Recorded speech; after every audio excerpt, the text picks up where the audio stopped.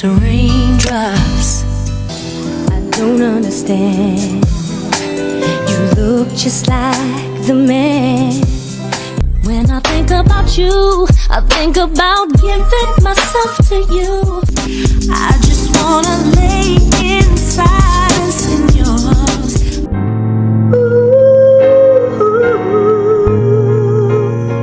Time after time, when I'm feeling low, I really like what you done to me. Can't nobody do it like you. There's a stranger in my house. Raise the door, bed or floor. I just want more. I just wanna break every rule like criminals. I never knew till I looked in your eyes. I've got a real thing.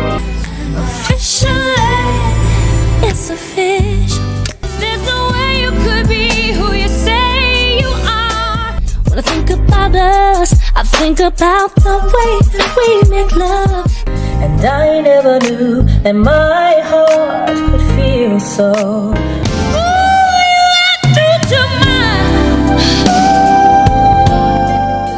How does a woman with one of the most flawless voices in R&B disappear from the mainstream spotlight? How do you go from Quincy Jones's Chosen One, Grammy-nominated out the gate, married to an NBA star, collaborating with legends, to being barely mentioned in the conversation with Beyoncé, Mary J., or Mariah? Was it bad timing? Was it the industry turning its back? Or was it something darker, an illness, behind-the-scenes drama, and a label system that didn't know what to do with a clean R&B queen? Because Tamia didn't flame out with a scandal. She didn't go viral for a breakdown or get messy on reality TV. She was too poised, too private, and too good. And in an industry that loves drama more than talent, that might have been her biggest problem. Today, we're exposing the real reason Tamia ever became the superstar she was destined to be.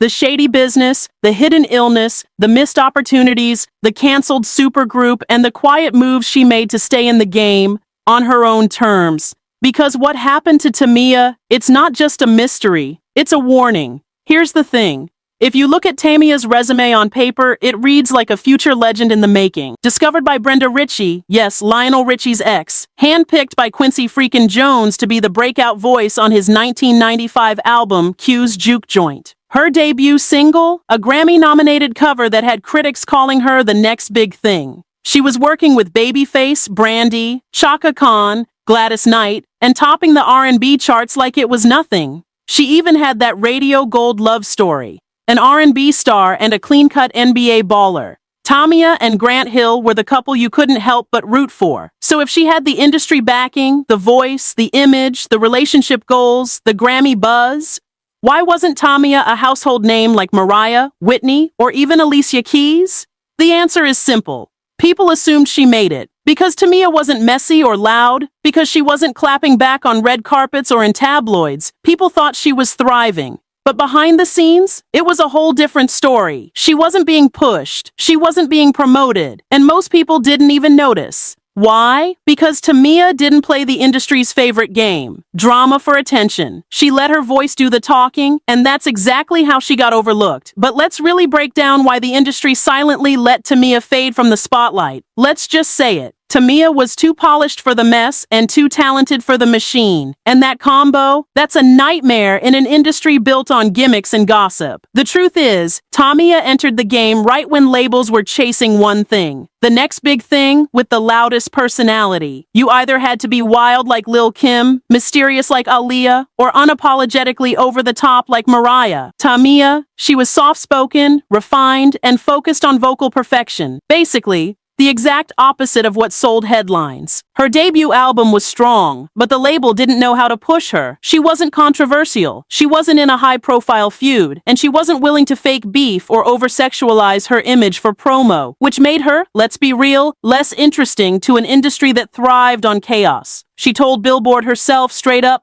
"I was 19 when I signed and 25 when I left. One album in 6 years? That wasn't it." So she left Quincy's label and jumped to Elektra hoping for a real shot, and while that gave her more creative room, it also came with less industry protection. Translation: Fewer marketing dollars, delayed releases, and even more pressure to compete with artists half supported but double hyped. She wasn't being pushed to radio like she should have been. Even when she dropped Stranger in My House, a vocal masterpiece, it felt like the label didn't know what to do with it. It wasn't that Tamia couldn't compete, it's that labels couldn't figure out how to sell a grown woman who wasn't a caricature. And when you're not viral enough, the machine moves on. Quietly, coldly, and quickly. Just when Tamia was trying to regain her momentum, life hit her with something that had nothing to do with the charts.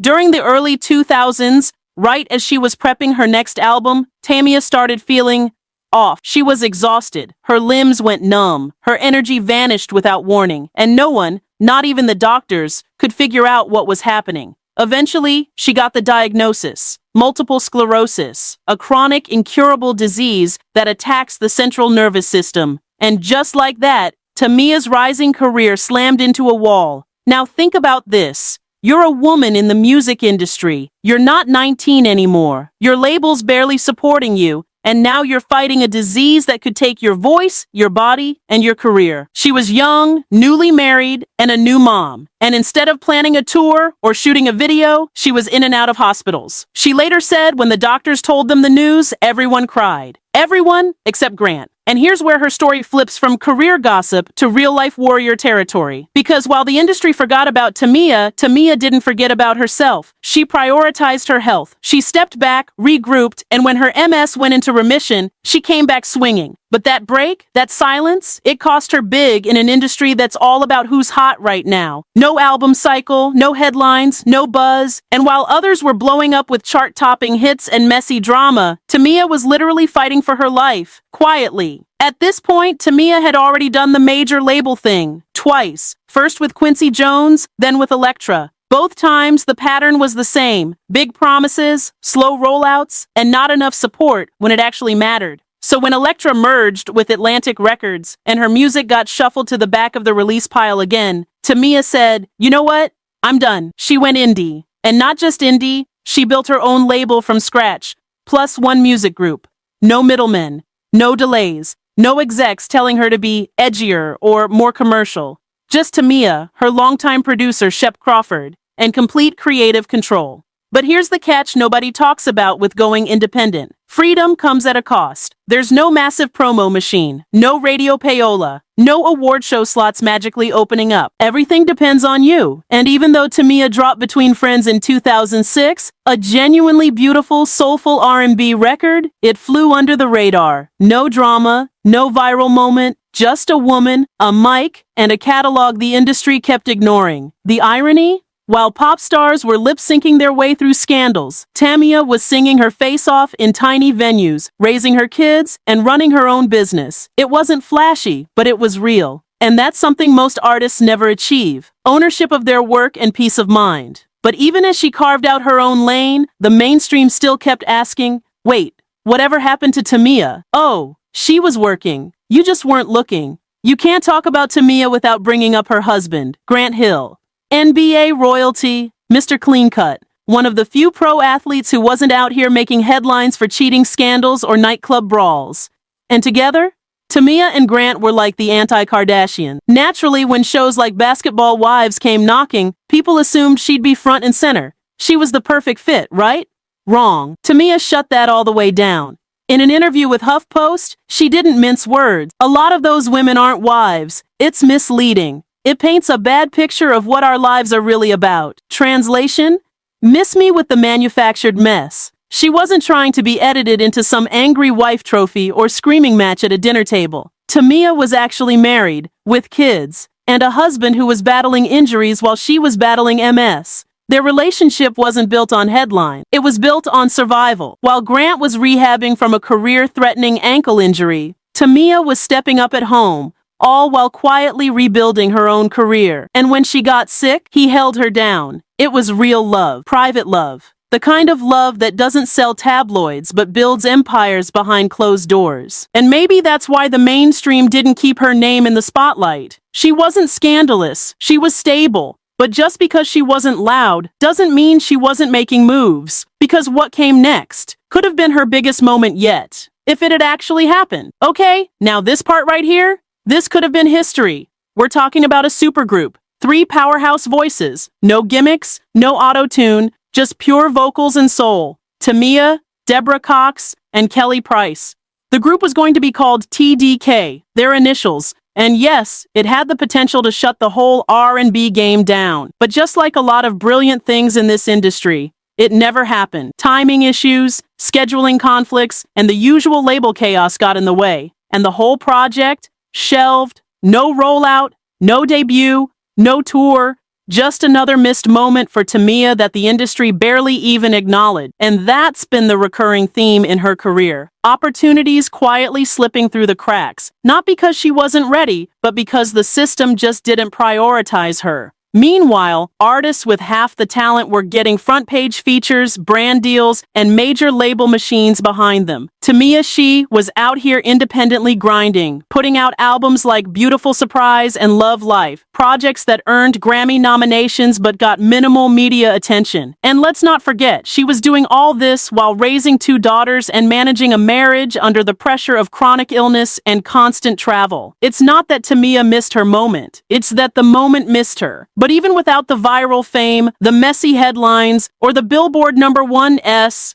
Tamia never stopped showing up, album after album, tour after tour. And now, she's getting the flowers she deserved all along. So where is Tamia now? Still standing, still singing, still booked, without ever selling her soul to the machine. She's released 7 studio albums, been nominated for multiple Grammys, toured alongside the likes of Beyoncé and Alicia Keys, and built a fan base that's loyal, grown, and quietly obsessed. In 2019, she was finally honored with the Urban Music Icon Award at the Black Music Honors. Long overdue? Absolutely. But it was proof that even if the industry overlooked her, the culture didn't forget. Her net worth? Estimated at around $10 million.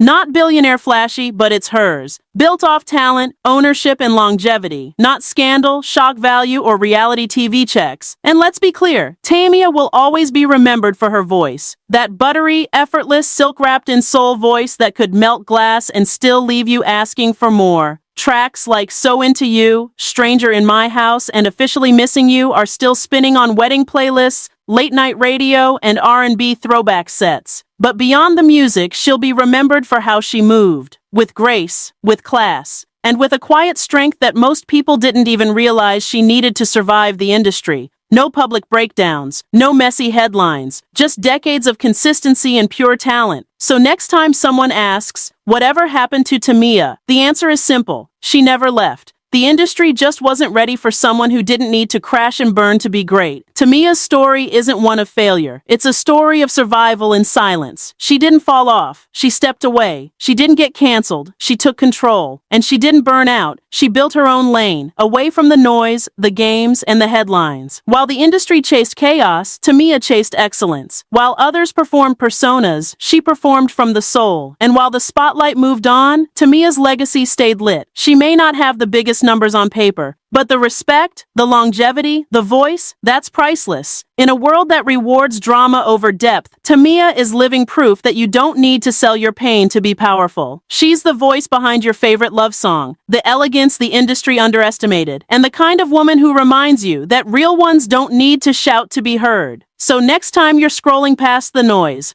turn on some Tamia, and remember, quiet doesn't mean forgotten. It just means you were never really listening.